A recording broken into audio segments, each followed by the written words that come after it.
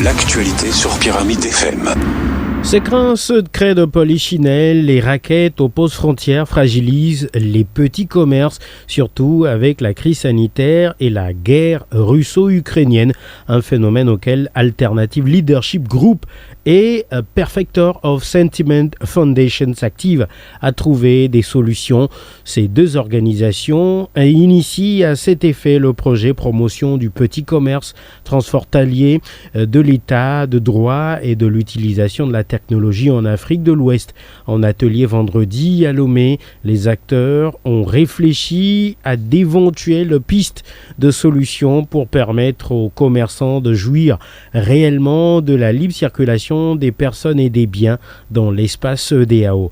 Jonathan Osei Owusu est le directeur exécutif de Pause Foundation. Africa has been on the world map when it comes to poverty. Généralement, lorsqu'on parle de l'Afrique, ce qui vient en esprit, c'est la pauvreté, c'est la guerre. Mais ce qu'on ne dit pas souvent, c'est qu'il y a de grandes avancées en matière de gouvernance en Afrique. Au-delà de tous les défis que l'Afrique rencontre actuellement, l'une des choses les plus importantes, c'est l'émancipation économique. Pour avoir cette émancipation économique, c'est très important que nous puissions être à même de faire du commerce au sein de nos États et entre les différents États.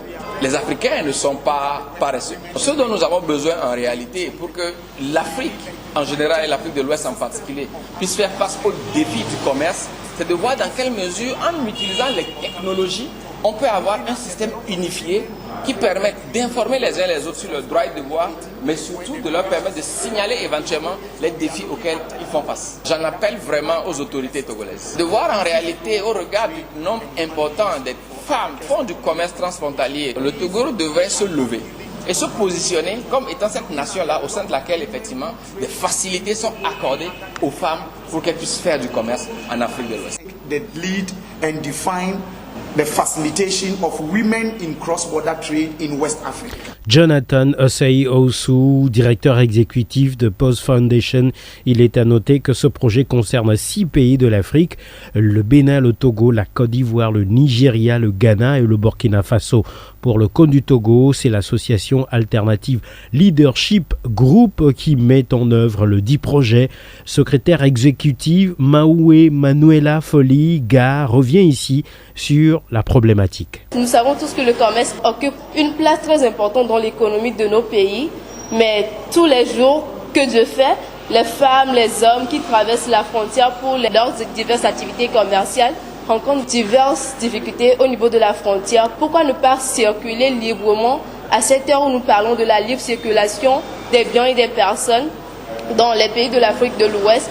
Pourquoi il y a toujours ces frontières que nous maintenons entre nos pays de l'Afrique de l'Ouest? Nous savons qu'il y a des lois qui régissent ce secteur-là, mais il est à savoir que les commerçants, ou sinon la plupart, ne maîtrisent pas leurs droits quand ils traversent ces frontières-là. Donc revoir ces lois et voir dans quelle mesure faire connaître ces lois à ces commerçants pour réduire les tracasseries au niveau des frontières, pour rendre plus facile la circulation des biens et des personnes au niveau de nos frontières. Tous ces propos ont été recueillis par Eugénie Gadediso Tossou. Vous écoutez le journal sur Pyramide FM. Il est midi 600 temps universel.